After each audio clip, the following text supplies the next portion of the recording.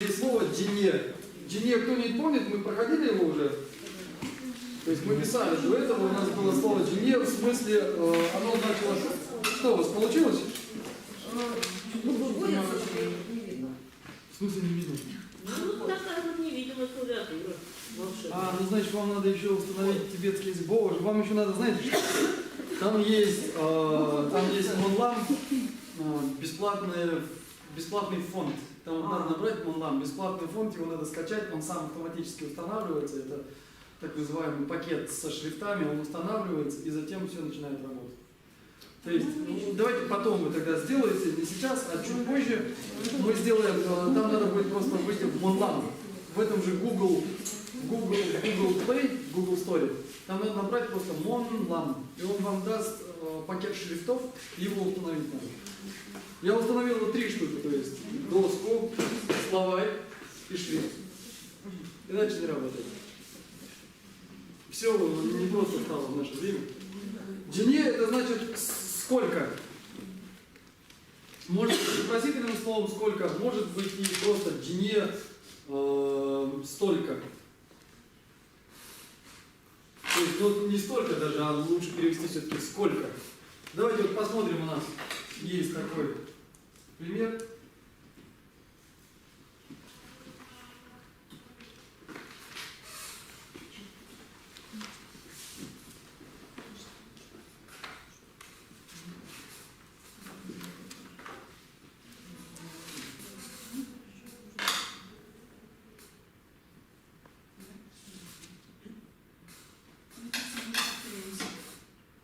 Да, мы это писали уже, но просто мы писали это в другом разделе. Помните, у нас было тенье. На самом деле там мы переписываем этот пример еще раз, ну пускай. Да, мы повторимся, мы уже проходили. Ну ничего, давайте здесь пара примеров, напишем их еще раз. То есть джине мы это уже писали, и примеры тоже писали. Лома это кто это у нас такие? Ученики и студенты. Джине это значит сколько? Чик, я уже говорил, что это как артикль, показатель какого-то единственного числа. То есть джине и чик получается вот сколько групп из одного, или как бы сказать, какое-то количество, сколько, то есть он пытается вот это вот количество выделить вот этим чик, то есть вот одно некое количество, сколько учеников, сколько одно некое количество, и ее что у нас значит? Есть. То есть, по большому счету, он спрашивает, что? Сколько учеников есть?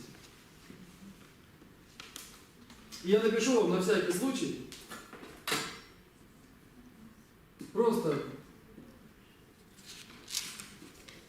Вот это, как читается? Хацель. Это в современном разговорном языке сколько? То есть, в старом, в письменном было джине, в современном хацель. То есть совершенно разные слова.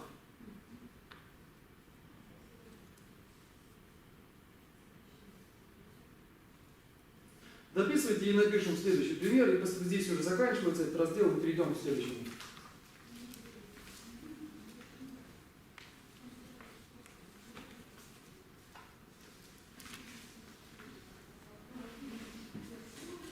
Написали? Все, я стираю.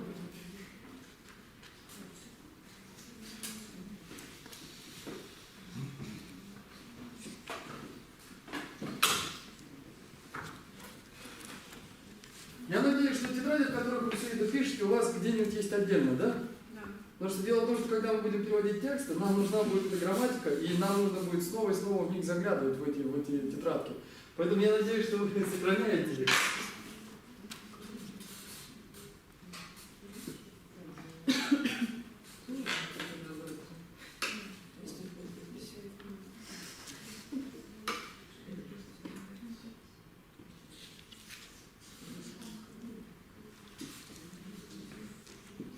Мы это писали уже? Посмотрите вот это предложение. Писали или нет? Да, писали. Писали. И что как это у нас переводится? GC как переводится у нас? До каких пор? До тех пор. GC. Дальше что у нас написано? Маще что значит? Не знать. Не знать. GC маще, то есть пока не знать, или до тех пор, пока не знать. Парду это что это такое?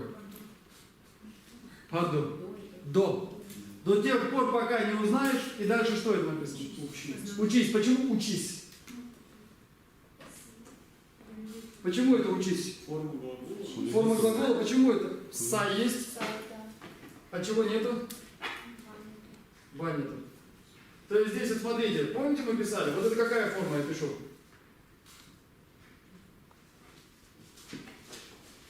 Тот же самый глагол, какая это у нас форма? Настоящая.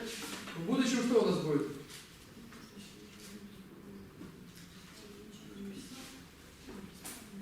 В прошедшем?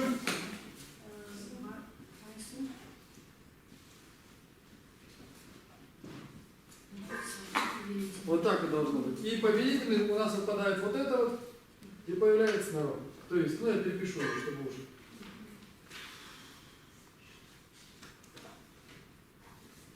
Давайте попробуем вспомнить эту парадигму. То есть вот это вот один из видов спряжения глаголов тибетского. То есть у них разные, много разных видов спряжения. Они спрягаются, то есть у них есть по меньшей мере 6 разных классов глаголов, которые спрягаются по-разному. Это самая простая. Самая простая парадигма. Смотрите, здесь у нас вот в настоящем времени слог, то есть присутствует, если она есть, огласовка. И у нас вот здесь, вот видите, ничего нет, здесь ничего нет. В будущем огласовка у нас улетает, здесь появляется предписная. В прошедшем у нас вот это улетает, появляется предписная и постприписная. И в повелительном наклонении у нас отпадает ба, появляется о и остается вот эти вот. Если вы запомните, как пишется вот эти вот один вот этот глагол, то можно будет практически все глаголы с надписной са, они спрягаются по этому способу.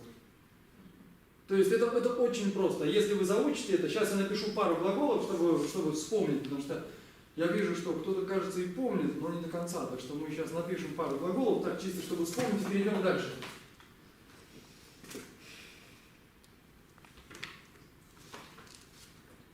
Написали? Не буду посмотреть. Там в таблице уже давно есть. Таблица есть, да, я понимаю, но я все равно лучше повторить. А если бы барбу не было в этом предложении, оно бы потеряло свой нынешний смысл? Да. Но ведь GC до тех пор... Должно быть, да. Но все равно, скорее всего, GC вообще... Можно, конечно, без барда, но звучит уже хуже. GC вообще... Все-таки барду просится.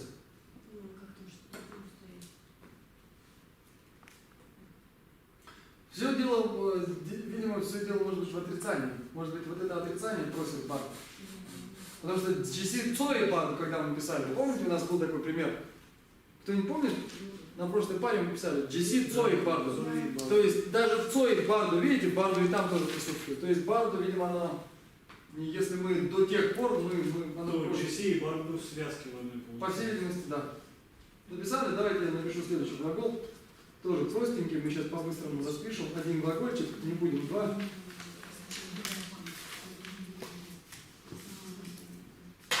Смотрите, вот этот глагол, как он переводится? Помните, я говорил, те, кто присутствовал на первых занятиях, они должны это помнить.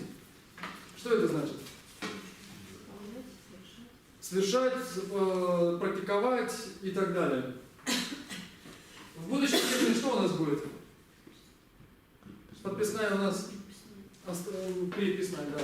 Вот здесь вот у остается. Это тот случай, когда с нарой и с джимбо они уходят. Могут уйти, могут остаться, но вот с шаргё она всегда остается.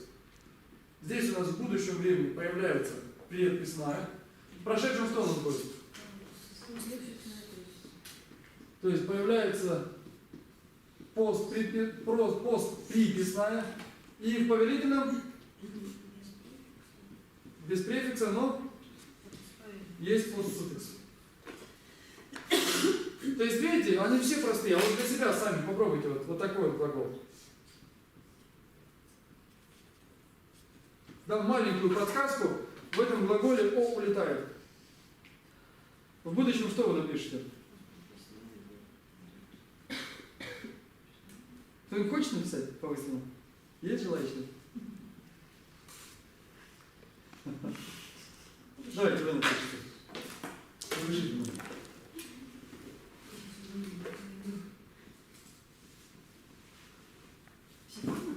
Да, ну вот этого глагола, там их всего-то 4, одно я уже написал.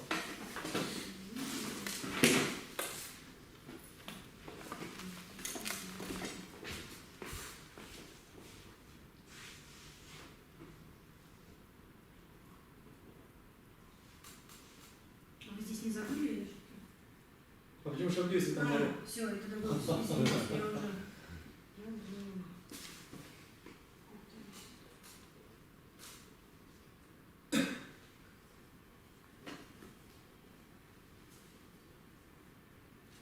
Прошедшего пишите лучше правее, вот, да, вот, за настоящим. Да.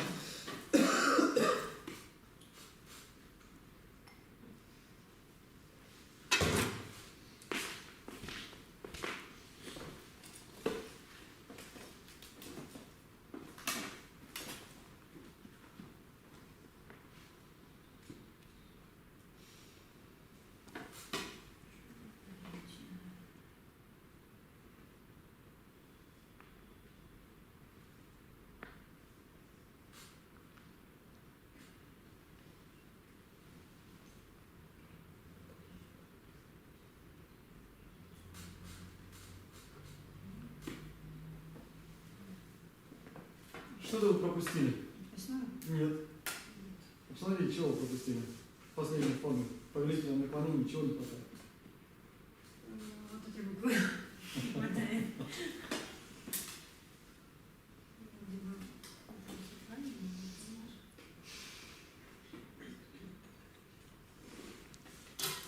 Все, посмотрите, правильно? Все правильно написали, да? Ну вот еще раз напомню, то есть, чтобы вот эти вот глаголы вам было легче понимать, что это, где это. То есть вот это вот у нас была самая простая форма спряжения. И есть замечательные золотые глаголы, которые вообще не меняются. Они в настоящей форме, в будущей, в прошедшей, они всегда одинаковые. Но вот это вот те, которые меняются. Ну что ж, пойдем дальше? Написали?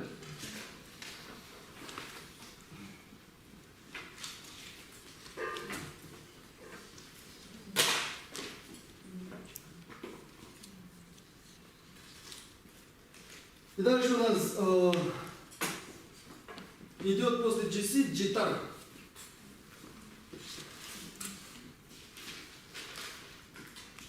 Тар как переводится у нас? Кто-нибудь помнит? G у нас переводится как что? А тар подобное. Ну типа можно, конечно, но лучше подобное. То есть что подобно? Подобно чему? Подобно имеется в виду. И смотрите. То есть подобно чему можно перевести как.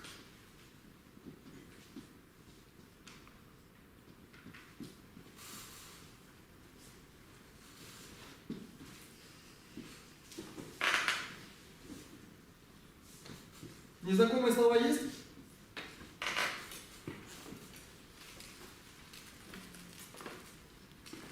Те, у кого словарь не работает, освобождаются от обязанности переводить незнакомые слова. Ой, а можно перевести, если без словаря? Давайте, можете без словаря? Если так сделаешь, хорошо. Ну, не совсем. Первое слово как вы переводите? Подобно, как? Нет, подобно чему? То есть я буквально перевел вот эти два слова, подобно чему имеется в виду, подобно чему, как?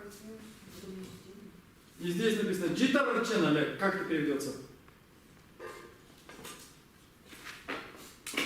На как это переводится? Если. Че это какая форма глагола? Нет. Ну я вас прошу, прошедшее. Сна у нас обычно идет прошедший, и потом этот глагол че, который попадается миллиарды раз, мы его расписали. У нас он есть. У вас где-то в тетрадках, в недрах ваших тетрадей, где-то на вашей подкорке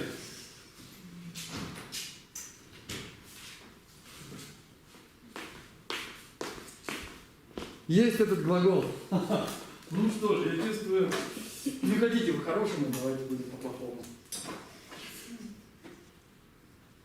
Я вас предупреждал. Это какая форма глагола? Настоящая. Какой глагол? Делать. Как будет в будущем? Точно? Это другое спряжение. Здесь нет насписной са.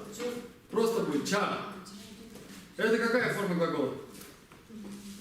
Просто посмотрите, мы пишем, когда глаголы, в этом зале, когда мы пишем глаголы, в центре у нас находится настоящее время, спереди будет будущее, далее какое?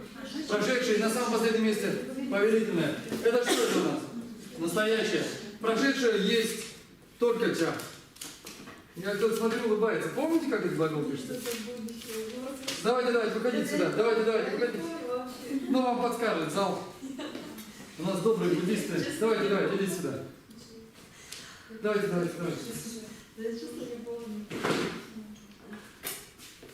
Сейчас нам Саша подскажет. Или Сережа, кто-нибудь нам подскажет сейчас.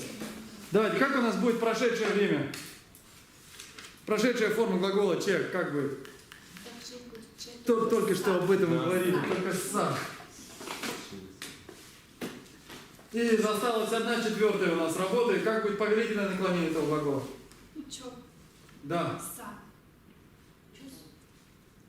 Да, ну чёс, конечно, мы не произносим, чё будет, но пишется чёс.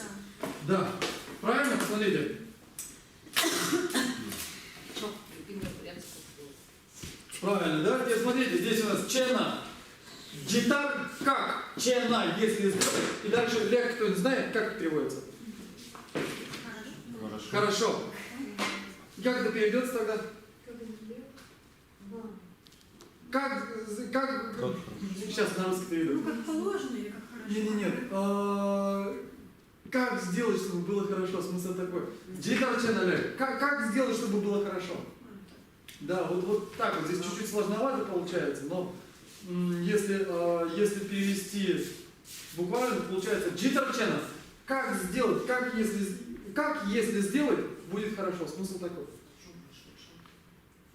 Прошедшее, потому что сна он всегда идет прошедшим. Это вот в тибетском языке есть такая чита. То есть у них обычно сна со слагательным используется прошедшая форма глагола. Чена. Тибетцы очень часто этого не делают. Они пишут просто настоящую форму глагола. Хотя должна быть прошедшая. Джитар ченале.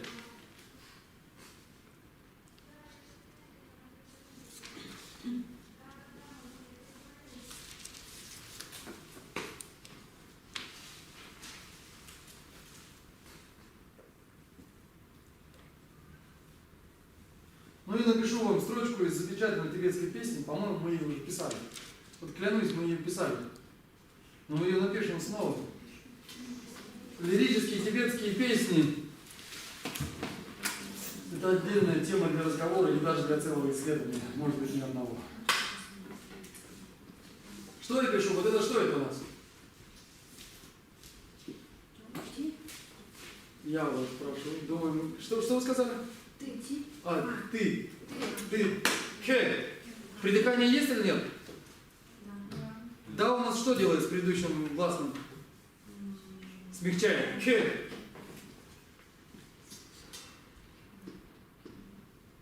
Что я тебе написал? Тебя нет. Тебя нет? Точно просто тебя нет? И если тебя нет? Точно писали это, да?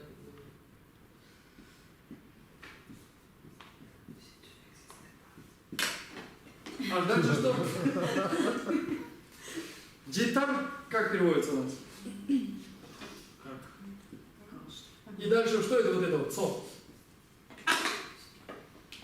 Кто не знает цо? Нет, множественное было бы вот так. Да, жить. Камина джитарцо, как это переводится? Как же жить без тебя?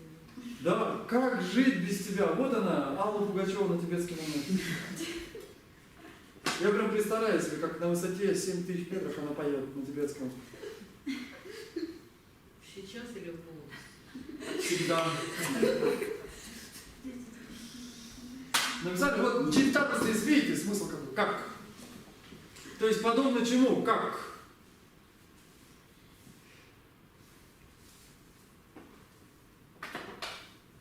Это вот то, что у нас будет встречаться много-много раз, себе, так как я уезжаю на более чем Так вы 10 дней. точно теперь уезжаете оттуда? Я точно теперь уезжаю, я уже билет есть на завтра.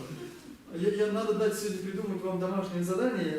Пожалуйста, завтра зайдите, пожалуйста, все на нашу страницу. Я оставлю текст.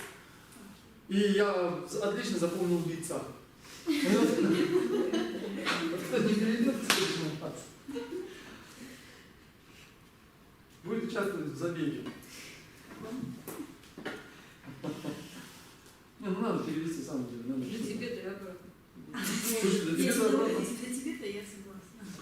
И недавно прочитал статью, представляете себе, был такой шведский дяденька, который из Швеции доехал на велосипеде до Гималаев, один поднялся на Эверест и сам же оттуда спустился и остался живым.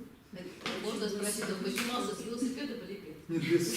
Ну, дело в том, что еду, газовые баллоны и все остальное, да, он дотаскивал до определенных, делал себе закладку там на определенной высоте сам. То есть он сам поднялся до определенной высоты, сделал закладку, спустился, отдохнул, поднялся, взял закладку. То есть он просто неимоверен. Я не знал, что на Эверест можно подняться. Что-то ему, ну я не помню, честно говоря, но ему было что-то там за 30, то есть он... Сережа, что ты хотел? Вот в этом предложении «цо» это глагол или это жизнь? Это жизнь, глагол. Глагол. Да, это глагол жить, как жить без тебя. Вот здесь вот смотрите.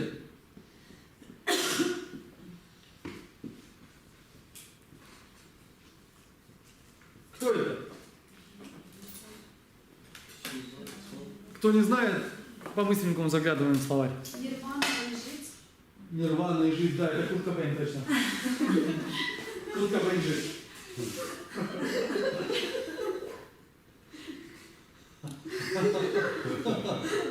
Сильно получилось. Вы уверены? Вы проверьте по словарю, пожалуйста. Хорошо. Я, конечно, за... Люблю гранжей, но не настолько.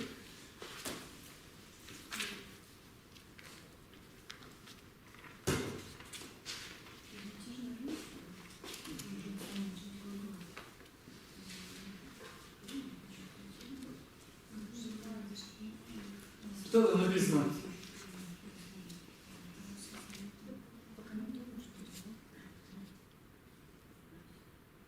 Да, правильно.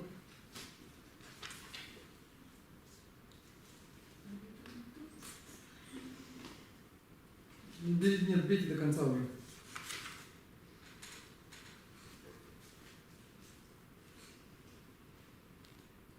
Другой регистр надо перейти, да. Ага, вот у кого-то уже появилось. Что там появилось?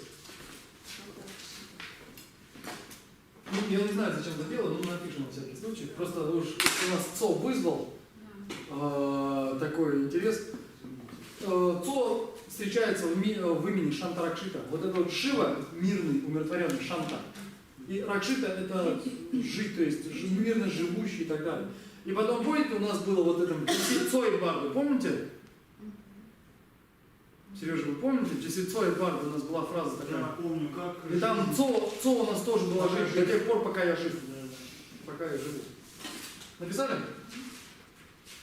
Шивацо, запоминайте, Шивацо, это вот Шандракшита, это очень важный дядька был для тебя. Кто такой Шандракшита? А кто был один из первых распространителей буддизма в Тибете? Шандракшита. Кто построил первый монастырь Самье? Шандракшита. А он как-то по-другому называется? А видели, вот есть такой, есть такие замечательные птички, вот так вот одна птичка вот так вот, она вот так вот. У нее вторая голова, я сейчас не про российский делаю, у нее вторая голова вот так вот, а здесь одно туловище такое вот так вот. Есть такие, да?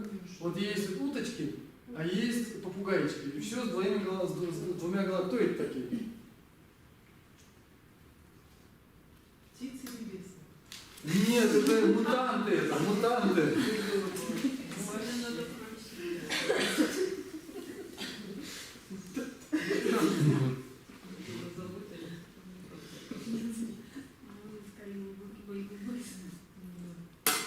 Вот это вот попугайчики, а сейчас я нарисую уточек.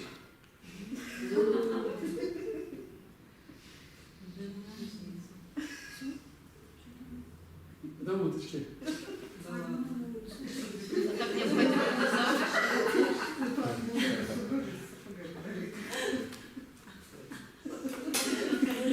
Ну, видите, носики округленные. Видите, явно не попугайчики же. Вот пусть первый камень кинет тот, кто скажет, что это попугайчики. Так вот, есть такие тибетские, такой тибетский знак, или почти так герб, здесь у нас где-нибудь он есть, здесь у нас его, наверное, нету. Так вот эти вот попугайчики, это понятно, слава богу, тибетские переводчики, они назывались кинимала, то есть говорящие на двух языках. Поэтому у этого попугая две головы. А вот эти две головы, в некоторых текстах говорится, что это Шантаракшита и его ученик Камалашила. Вот Камалашила пишется вот так. Пейма Мамцюнь. Пейма что такое? Лотос. Лотос. Камала это и есть лотос. И Камала и Шила это не значит моральная дисциплина, как мы обычно говорим, Шила. А в данном случае это значит как бы способ проживания. Мамцюнь. Нам это природа, цюль это способ. То есть способ природы, так сказать, не знаю, способ природы, то есть Камала Шила. Все, я стираю это. Ну и почему? Пейман Мамцюль. Это вот Камалашила. Уточка. А почему у российского орла две головы? Ну, вообще-то, это, если брать очень далеко, это еще у Синдики, герб древнего государства. У кого идите? Синдикатова, синдикатская цивилизация. Во. И это уходит очень А если далеко не брать? Я не помню историю, почему российский герб они утвердили, но вообще... Византийский герб это. Византийский, конечно. Да, это византийский герб, это Азия, Азия, это Восток и Запад. То есть поэтому у нас. Так, с этим мы разобрались, Десятцо и правду разобрались, кем мне начать отцом. Дальше смотрите. Кто помнит, как переводится вот эта часть?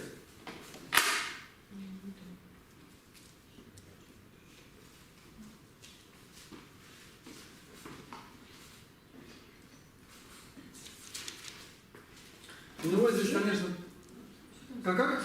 G там? Что за язык? G. Это петля не нарисовалась. Чин как переводится? Нет. Посмотрите тогда. Не помню, значит будем смотреть.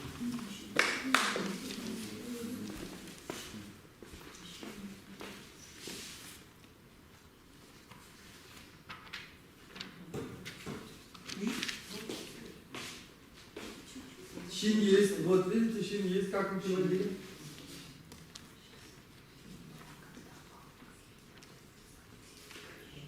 Ну да. Ну как щин переводится, Сергей? У вас же записано было.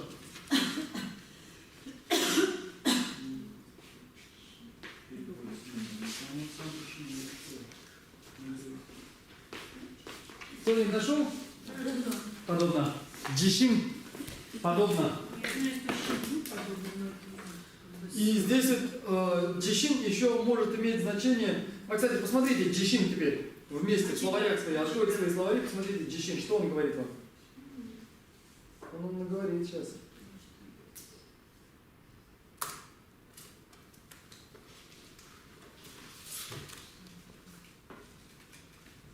Вот у меня он дает такие значения, как exactly, like actual, how, in what way, like what, however, in any case.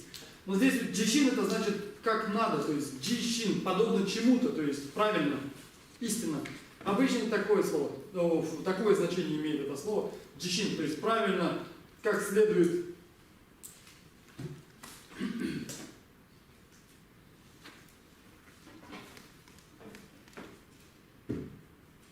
Или как правильно, да? В смысле, вопросительный характер. Нет, вопросительный здесь не имеет. Нет, да? Вообще-то может, но писалось бы чуть-чуть по-другому. Джитаушин писалось бы. Там чуть-чуть по-другому было.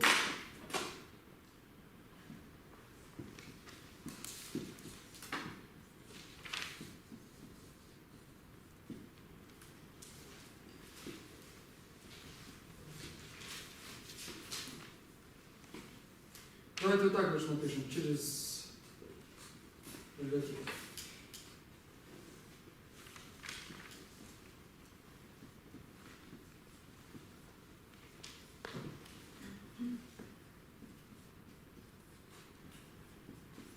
Что написано?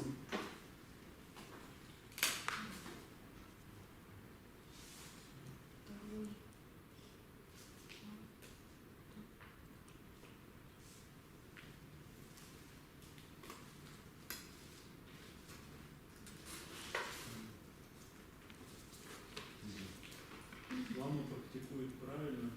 Да, вы уверены? Нет. Это что это значит? Сумпа. Да. Третий, Нет, сумма было бы. И здесь, извините, наверное, все-таки лучше вот так написать, в прошедшем времени. Здесь еще будет сам. Посмотрите в словарях, что это значит.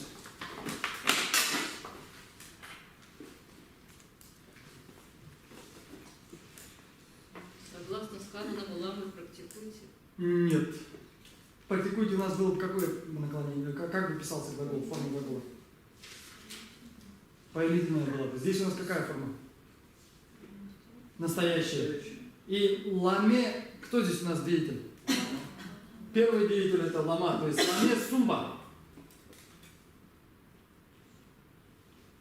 Джишинджу. То есть здесь кто-то еще у нас второй деятель, он не выражен. Сум это что такое? Посмотрите в словарях, что это у нас? Мы писали это. Речь, но в данном случае это не речь, это глагол, прошедшая форма глагола. Сказал. Ламе сумба. Сказанное ламой о джишин в точности или как следует, или правильно. И следующий глагол какой последний? Практикует скорее. Или практикуют. Непонятно, кто-то там практикует. Или может быть даже я практикую. Надо смотреть из контекста. Здесь не отражается этим глаголом ни лицо, ни число. То есть ламе сумба джишинджу. То есть я ли, или он ли, или они ли практикуют, или практикую в соответствии с чем? Правильно. Как сказал кто? Учитель. Ламе сумба джишин. То есть лама, учитель сказанное правильно или точно, как он сказал, джук практикуют.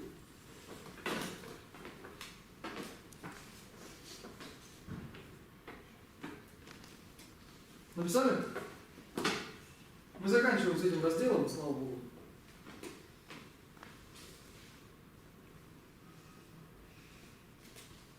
Все?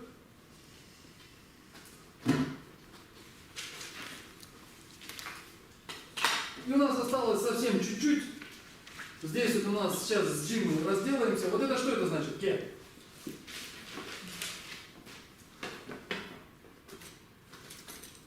Смотрите, посмотрите, у себя в словаре, что речь, язык, речь. Это одно значение. Здесь вместе G это что? Джике. Может по-разному переводиться. Один из смыслов, как сказано. То есть джике и дальше цитата идет. То есть джике сумма, например, как сказано. И дальше дается цитата. Джике, оно здесь вот уже само по себе ке, оно обозначает нечто сказанное. Джике, как сказано. Дальше еще может значить, ну смотрите, вот есть такой пример, например. Очень редко так попадается, я не часто встречаю, но вот он дает такой пример.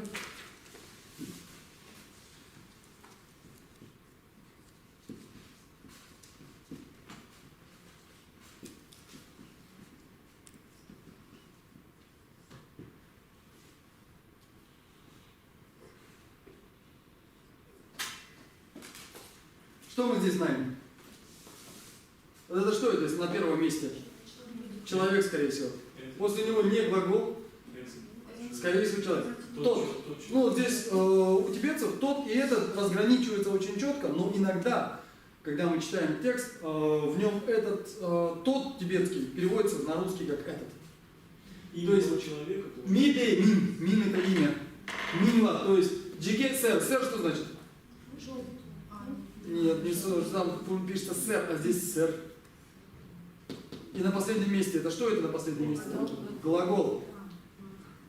Какой глагол? Что это значит? Как? Как зовут? Сэр это говорить, называть.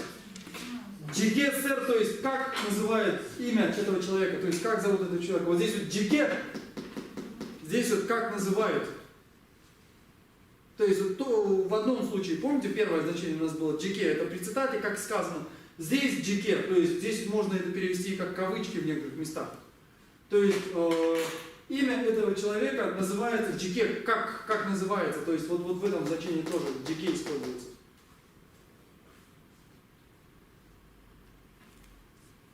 И все, мы с вами разобрали эти слова, разобрали эти слова, которые соединяются с чи и с джи. Вот с ними мы сейчас закончили. Я надеюсь, вы их запомните, потому что в текстах они попадаются довольно часто. Будем читать тексты, в текстах они попадаются часто. И дальше мы переходим к следующему. А что у нас было следующее? Посмотрите, что у нас там было. А у меня вопрос, какой роль здесь в нем ла играет? Минла. Вот здесь интересно. Просто русский и тибетский они отличаются, поэтому у нас здесь не нужен никакой показатель падежа. А в тибетском, для того, чтобы сказать сэр, видимо, для тибетского необходимо перед мин ставить ла, после мин ставить ла. То есть этому имени. То есть вот этому имени что они говорят? Это имя как они говорят? Что они говорят? То есть вот им нужен для мин, надо вставить ла после него. И что, какое следующее слово у нас идет? Смотрите по тексту.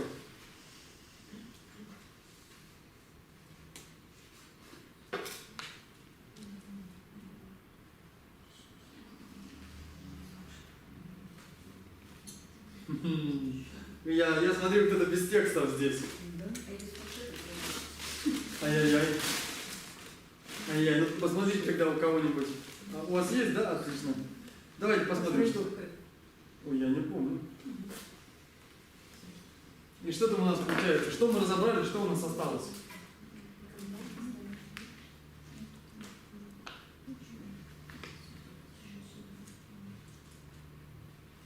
Нашли?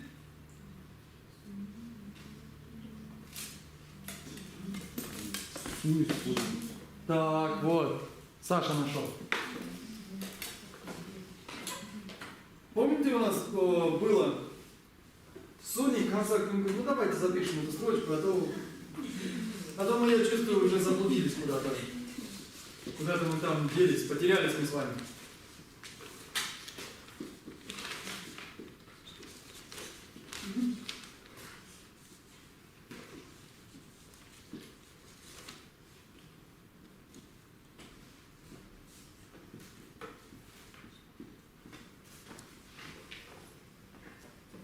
Или мы ее не писали?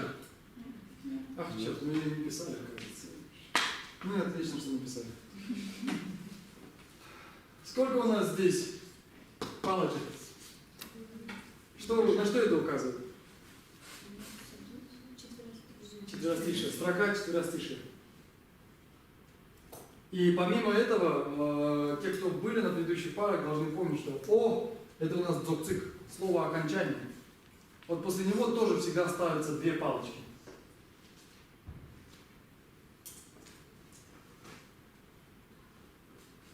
Суни это кто у нас?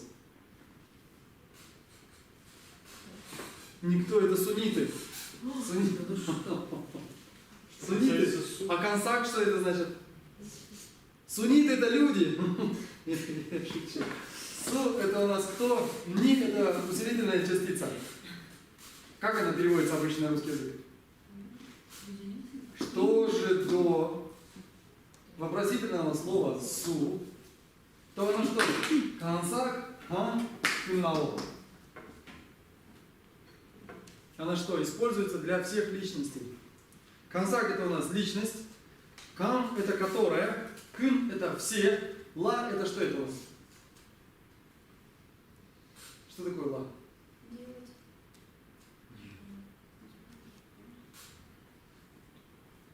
Ла, что это у нас?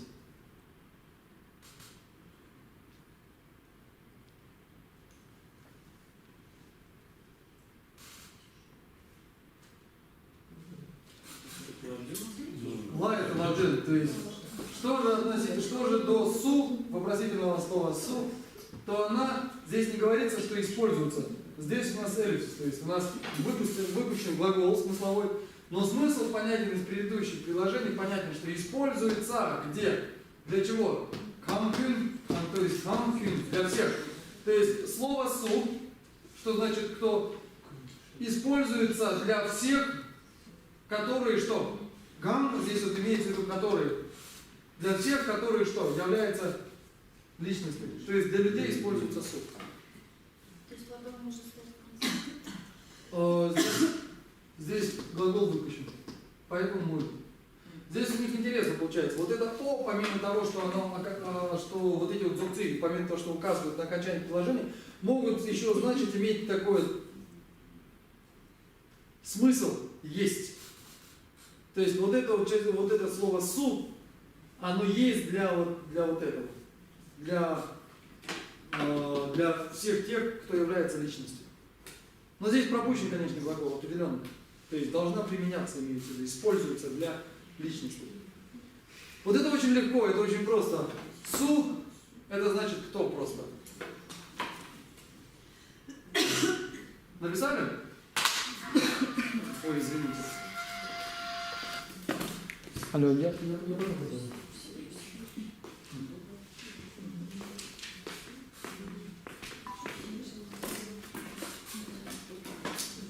Ну давайте напишем примерчик.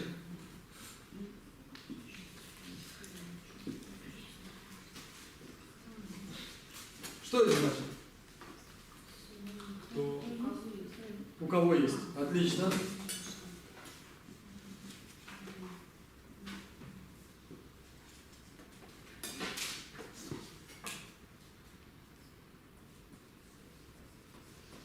Ну-ка давайте посмотрим, а это что я написал?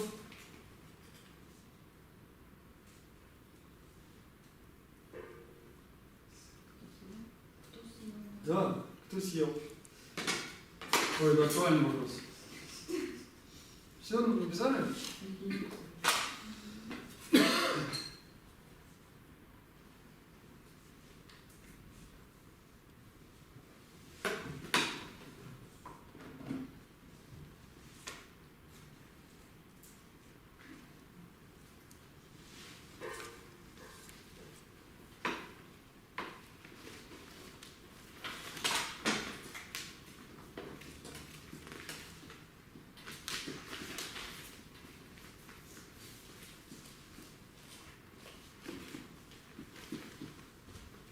Смотрите, сразу напишу вам, чтобы было понятно, потому что это надо изучать отдельно.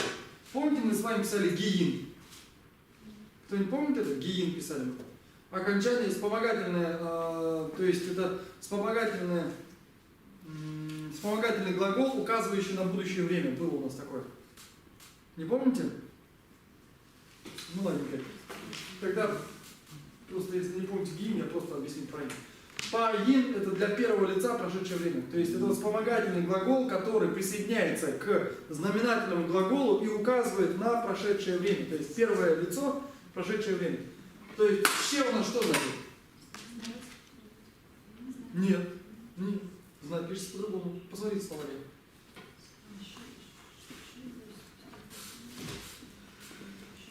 Знать у нас как пишется? Вот это знать. И он, слава Богу, не изменяется. Отличный глагол нигде не изменяется. А это что за глагол?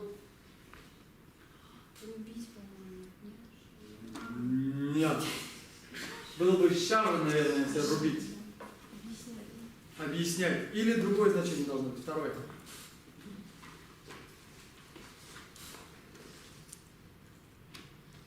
Учить, говорить. Говорить. Вот. Следующее поим. Как это будет тогда? Как это переведется? Кто говорил? Кто сказал или кто объяснил? Здесь еще в тибетском у них иногда бывает сложно. То есть глаголы бывают объяснял, объяснил. То есть совершенного, несовершенного вида. В тибетском языке с видом чуть-чуть сложно. Поэтому они вынуждены использовать дополнительные глаголы, которые показывают на законченность, или, то есть завершенность или незавершенность действия в прошлом. То есть я мог объяснять или я объяснил. То есть объяснять это значит действие в прошлом оно не завершено, оно несовершенное действие. А если я объяснил единожды доходчиво и в абсолютной финальной форме, то один раз я объяснил и больше не объяснял. То есть вот это вот была бы совершенная форма. Здесь в тибетском здесь щепаин, скорее всего, это несовершенная форма. То есть кто объяснял. Хотя может быть и значение кто объяснил или кто сказал. Да, вот эта частица плана здесь не играет роль именной частицы? Нет, здесь нет. Объясняющей. Здесь нет. Здесь не именная частица, это просто вот паин. Мы будем это разбирать. Гиим, паин, гире и так далее. Это вспомогательные глаголы. Но это вот мы когда доберемся до разговорного языка, мы будем разбирать, потому что нам надо будет выражать будущее время, прошедшее время, настоящее время для трех лиц. Написали? По-моему, это вот самое простое слово, вопросительное из тех, которые мы с вами проходили. Кто?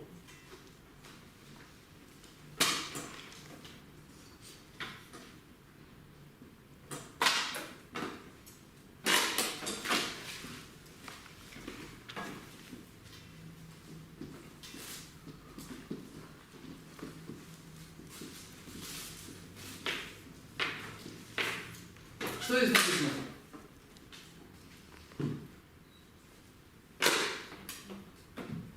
Первое какое слово?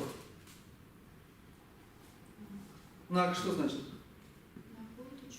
Черный, а здесь не черный. Это однокоренное слово. Это из одного семантического поля, но это разные слова. Здесь есть са. Черный был без са. Са это что это у нас? Нет. Что это? Стой, кто идет. Тогда наоборот было бы.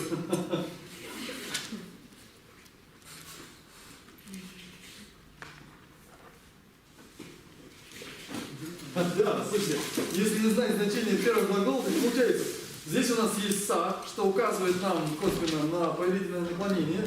Стой, кто идет. Отлично получается, слушайте, гениально. Но, к сожалению, нет. К сожалению, нак это не глагол, это существительное.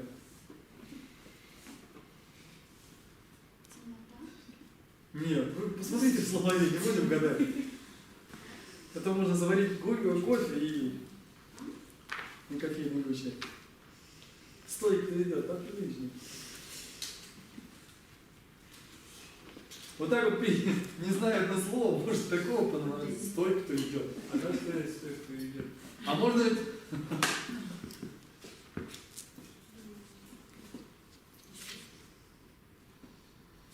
Что сказать? Стой, кто идет, как можно сказать? Как идет. Ой, это сложно. Как такового, это сложно выразить. То есть на тибетском сказали бы через глагол быть. Да. То есть это значит остановись здесь, прибудь здесь, постойка.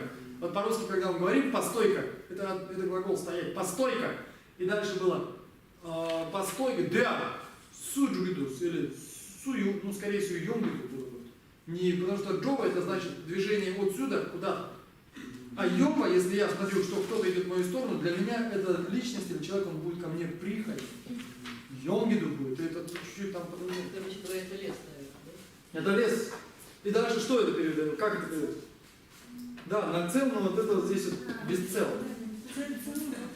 Все использовалось. А так это не бывает, потому что и цел, и наг имеют практически одно и то же значение. Цел это у нас роща, это может быть и лес в каких-то значениях. А наг это лес. Причем у нас препод объяснял, что он черный. Са очень часто имеет в виду, смотрите. Ну, сейчас мы полезем чуть-чуть в дебри, ну давайте чуть-чуть залезем. Иногда бывает так, что если у нас есть некое прилагательное, и у него вдруг ниоткуда появляется вот это са, оно указывает на усиление качества данного прилагательного. То есть, если у нас наг черный, то накс будет что? Очень черный.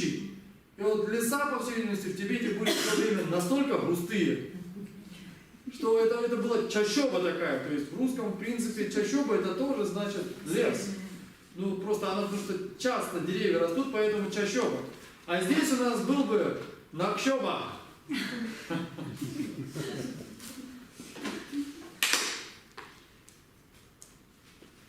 Написали? Но это очень редко происходит, не везде. Са, оно, видимо, раньше оно имело такое усилительное. А как в итоге это звучит? Ну, так я вам же написал. Я Я же отдался в руки вашего экспертного мнения. И вот теперь жду его. Ну, как это у нас переводится? Стой, кто идет.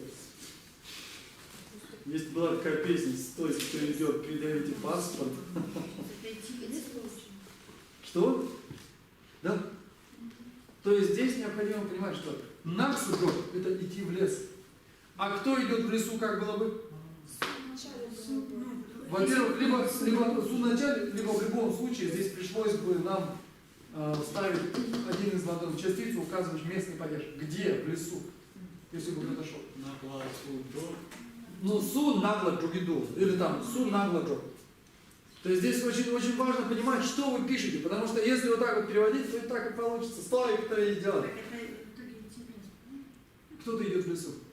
Кто здесь не написано, видите, у нас пустует. И вот тибетцы делают очень часто так. Для них необходимо из предыдущего повествования вычленять, кто ходил там в лесу.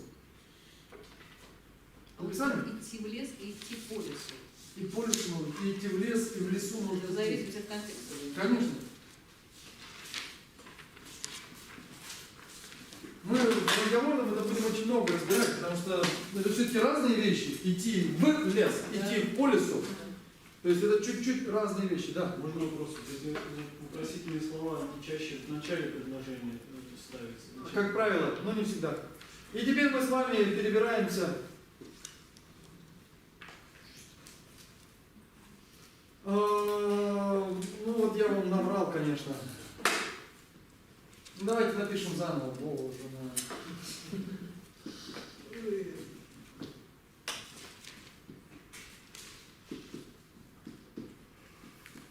То есть у нас су использовалось для личности, а вот то, что я перевел как который, здесь он говорит, что это вопросительное слово. Что? И вот оно, это что, используется для всего. Как для личности, так и не для личности, и вообще для всего. Вспомнили вот это слово, которое я перевел как который? В данном случае он говорит, нет, это используется для вообще всего. То есть здесь надо было через запятую переводить. Суни ханса, то есть су используется для личностей, а вопросительное слово кам, которое может переводиться еще и как который. И кто, и который, а если ставить падежную частицу, это может быть и где, и, ну сейчас мы посмотрим еще это слово. Это для всего. И вот сейчас мы напишем пару примеров к этому.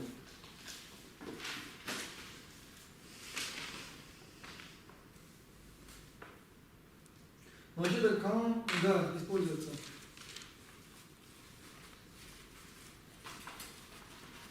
Кто-нибудь знаете, есть такая молитва? Канги, лоджо, дивни, тинде, нитара, намда, рабседа. Никто не знает? Джинье, бенго, джизет. Помните, да? Так вот там вот первые слова какие?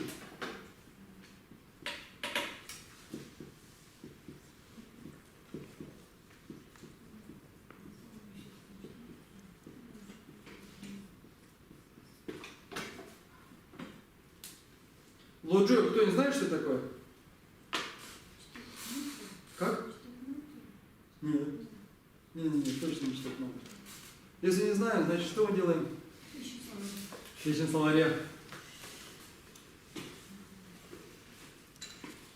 Я надеюсь, когда-нибудь мы доведем это до автоматизма. Если вы чувствуете, что вы не знаете, вы автоматически будете лезть за словарем. Я, по крайней мере, так всегда делаю. Если я чего-то не знаю, я лезу словарь. А вообще купить его можно словарь? Не Он бесплатный? А вы хотите бумажный? Да. Бумажный на литейном. На литейном. Есть замечательный букинист. В этом букинисте словарь Парфеновича в бумажном виде стоит, если не ошибаюсь, 8 тысяч. Вот я... Я сейчас его переплету и отнесу То туда. есть, как, все нормальные люди так и делают. Они его... Он же везде есть. То есть... Ну, он там лежит... Сколько? Полгода, по-моему. Все нормальные люди просят из Индии принять, привезти за 300 рублей. Но парфюмерию за 300 рублей там, конечно, не купишь, там нет его просто. Другой какой-нибудь. Или 6 тысяч, ну все равно какие-то неприемлемые деньги совершенно. То есть первое слово, последнее слово как у нас переводится? Лоджер. Александр, что с вашим девайсом случилось? Он у меня все. Что? Сел, да? Жалко. А у вас что с девайсом? У меня сломался. Валентина, у вас что с девайсом? Не знаю, закачала. Ну, у Люды я знаю, что с девайсом. Что это? Нет, это не понимает. Должно быть интеллект, должно быть. Intelligence, интеллект, могут быть разные слова. Это ум, интеллект, все что угодно. Теперь смотрите, если перевести первое слово кан как который или кто, канги это что будет? Кого, которого. Кого ум, то есть это восхваление манджуши, в котором первые строчки звучат следующим образом. Тот, чей ум или тот, чей интеллект. Буквально если перевести, хангин лоджо, то есть чей ум, то-то, то-то, то-то, то-то, то-то, то-то. То есть это вот использование для кто? Чей ум? Ум которого, ну вот видите, который все-таки лучше звучит. Которого, то есть интеллект или ум которого. Вот ежедневных практик, практика стабажа. Все, написали? Стираем? Все, мы уже заканчиваем. Я чувствую, мы уже заканчиваем. У нас уже и по времени 7 минут осталось. Все? И давайте еще напишем один пример.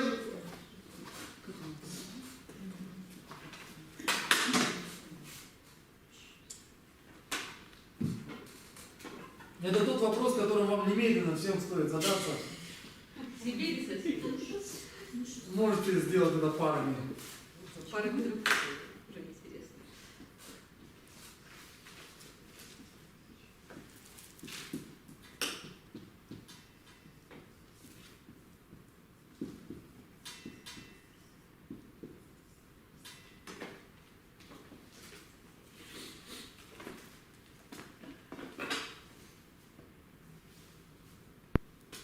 Посмотрите, канги чедда написано, видите?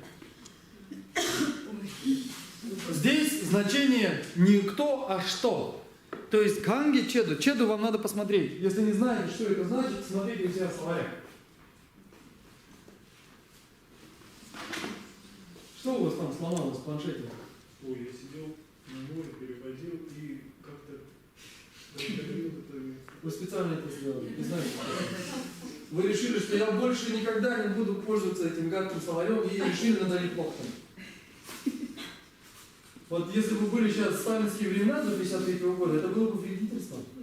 Знаете, что бы с вами сделали? Прости Господи. Вот. Что все время на год надували, когда Сейчас в вашем море было бы какие-нибудь или морем лаптевых.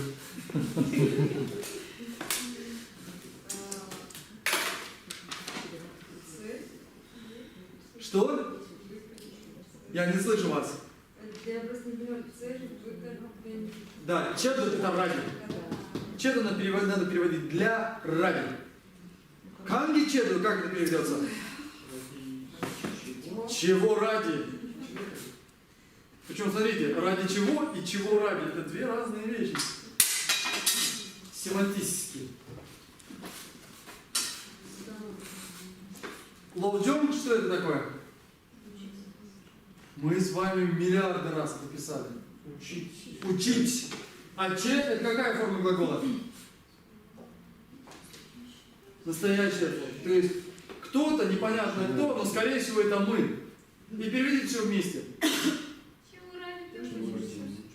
Но я бы перевел, для чего ты учишься. Это то, о чем надо подумать. Ну, потому что если перевести по-другому будет, ради чего ты учишься? Это смотря какую экспрессию вложить, Вот, можно и так вот. перевести. Вот если в те времена, вот как раз так. Вот если мы сейчас скажем, чего ради ты учишься, это одно. Если мы скажем, ради чего ты учишься, это другого. А если мы скажем, для чего ты учишься, это все-таки как-то попроще, получше. Вот мы третий вариант выбираем. То есть я вот сейчас вам хочу объяснить, ради чего вы учитесь. Я надеюсь, что мы когда-нибудь закончим этот текст, наберем опыт перевода письменных текстов до того, как начнем заниматься разговорным языком, и каждый выберет себе, или я насильственным образом раздам вам какие-то маленькие тексты, которые вы переведете, мы сделаем, может быть, даже кто-то опубликует это. Может быть, кого-то найдем доброго, кто даст нам кучу денег, ну хотя бы 15 000. И мы опубликуем ваши переводы под моей персональной редакцией. Какой-нибудь, ну, хорошее чего-то сделаем, потому что жизнь проходит впустую. Это как сегодня мы сидим на немецком. Да, самый да. И как мы сидим на немецком, и преподавательница задает нам пример, и там вот пока мы здесь сидим, там на улице проходит жизнь. Вот у нас на самом деле, пока мы здесь сидим, там, конечно, проходит холодная, но все-таки какая-то жизнь там проходит. То есть это понятно, да? Ханги чеду, вот это очень часто получается. Вот это в текстах встречается сплошь и рядом. Ханги чеду, вот это чеду надо запомнить. Ради, для. Ханги чеду, ради чего? Для чего? Лоджун че, мы учимся. В настоящее время, лоджун че. И теперь перед тем, как мы уйдем, написали? Я напишу 2 строчки, которые вы запишете, и дома я вам всем высылал в нашей замечательной группе есть этот текст. Там пословный перевод, немножко кривой местами, но все-таки он есть. Вы это сами разберетесь с примерами, хорошо? Потому что меня не будет 2 недели. Я приеду 23-го, значит, соответственно, 23-го я приеду, 25-е это у нас среда, 25-е, 27-е. Сейчас я посмотрю. Я сейчас скажу, когда у нас будет следующее занятие. Не скоро, видите, я просто вынужден ехать. 23-го я освобождаюсь, значит, 26-го у нас с вами будет занятие. В 7 часов. Хорошо? Где там все остальные, которые не ходят? Почему они не ходят? Скажи. Там же Почему 27-го? Вторник?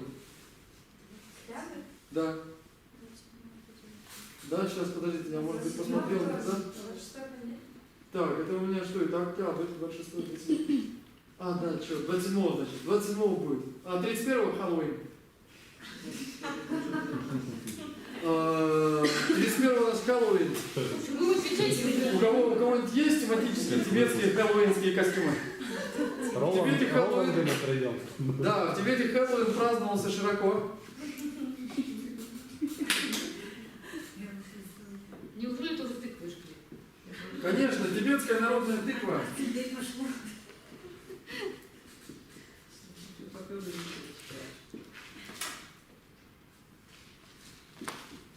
Про народ что-то, про тыкву.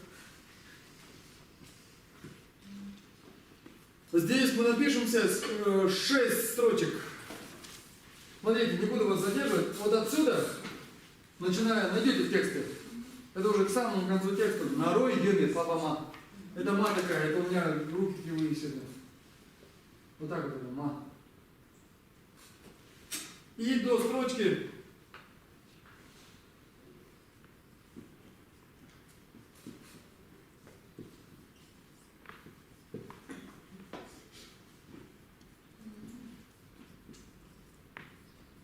Шесть строчек должно быть.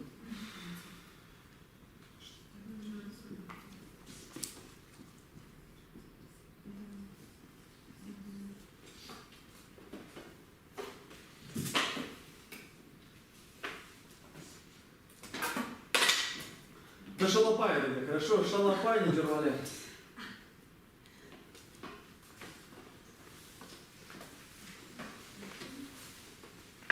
Если у вас есть какие-то знакомые, которые ходили к нам на занятия и вдруг перестали ходить, пожалуйста, напишите им.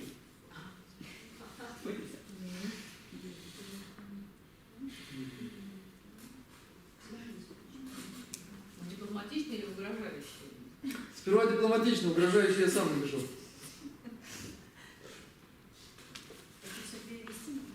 Это надо перевести и разобрать, хорошо? Шалопай не дервали, вот до него. Это во владыке деревьев. Да, это владыки деревьев, да. И, пожалуйста, к следующему занятию как-нибудь разберитесь со своими девайсами и гаджетами. Давайте установим везде словари, тибетский шрифт. И будем работать. Потому что дальше мы будем, ну, на самом деле, я всегда к тому, чтобы если мы ставим какую-то цель, надо ее достигать. То есть мы занимаемся здесь, как я уже говорил, просто здесь вы, наверное, этого еще от меня не слышали, так что я чувствую, пришел ваш черед этого слышать. Да, то есть, да, во время лекции говорил, что мы должны добиться того, что мы сами будем переводить тексты. Ну да, это вторично. То есть самое главное, чтобы мы сами могли переводить тексты, чтобы это не просто у нас каким-то осталось ненужным, частичным, отрывочным знанием. Потом, на самом деле, если все будет хорошо получаться, кто выживет со мной, мы переведем какие-нибудь тексты, начнем переводить. Потому что в будущем это вам пригодится. Это отличное занятие, переводить тексты с тибетского. Это отличный способ голодать и зарабатывать очень мало денег. Хорошо, как вы с нами вышли. Да, мы с вами займемся этой отличной деятельностью. Ну что же, давайте совершим посвящение заслуг.